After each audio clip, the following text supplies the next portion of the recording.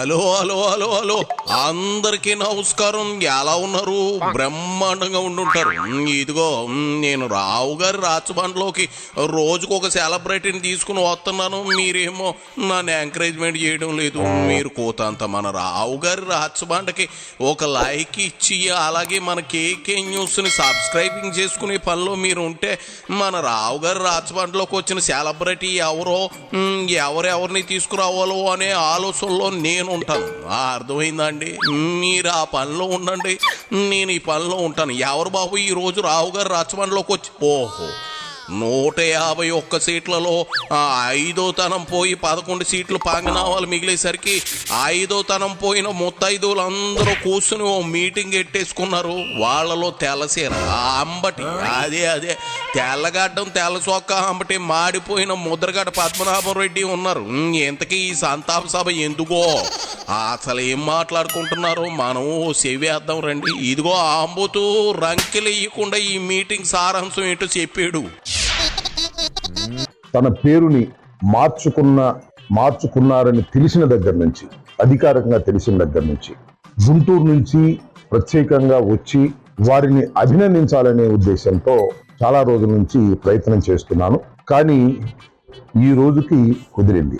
ఎందుకు ఆయన్ని అభినందించాలని అనుకుంటున్నానంటే, నాకు చాలా కాలం నుంచి వారు పరిచయస్తులు. ముఖ్యంగా నేను న్యాయవాద వృత్తి చేస్తున్నప్పుడు, శాసనసభ్యుడిగా కాకముందు, దట్టు వంగవీటి మోహన్ రంగా గారి హత్యకు ముందు ఒక చరితాత్మకమైనటువంటి మీటింగ్ విజయవాడ నడిబొడ్డులో కాపునాడు పేరుతో జరిగినప్పుడు ముద్రగడ పద్మనాభం గారు తెలుగుదేశంలో ఉన్నారు. తెలుగుదేశానికి రాజీనామా చేసి ఆ రోజు కాపునాడు మీటింగ్ వచ్చి ఆ రోజు ప్రధానమైనటువంటి వక్తగా, ముఖ్య అతిథిగా పాల్గొని కాపునాడుకు వందె తెచ్చారు. ఇదిగో అంబటే పద్మనాభరెడ్డి మ్యాటర్ అట్ట పక్కనేటి గాని ఏంది పొట్ట ఆ రేంజ్ లో పెంచేశావు.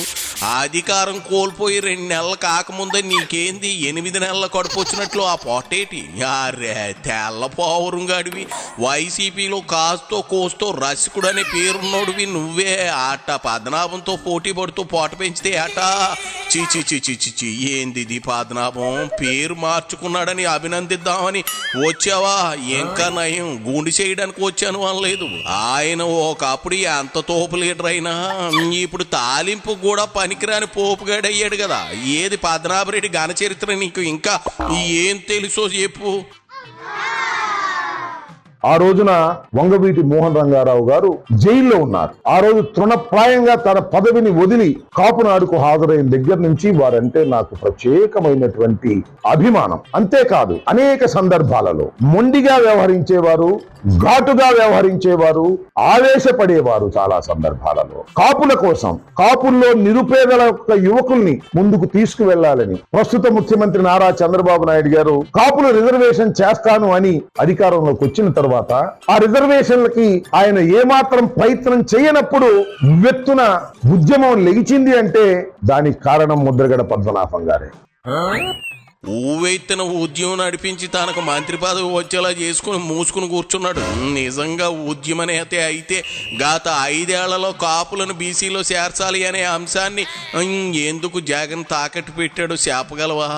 కాపుల్లో ఎదుగుతున్న పవన్ కళ్యాణ్ చూసి వారవలేక మంగమ్మ శబ్దాలు ఎందుకు చేశాడో చెప్పగలవా? కాపు ఉద్యమం కాడిని ఎందుకు ముద్రగడ పాడేశాడో చెప్పలేనప్పుడు నువ్వు పోటేసుకుని ఎంత వాగినా జనం వినరు కాక వినరు.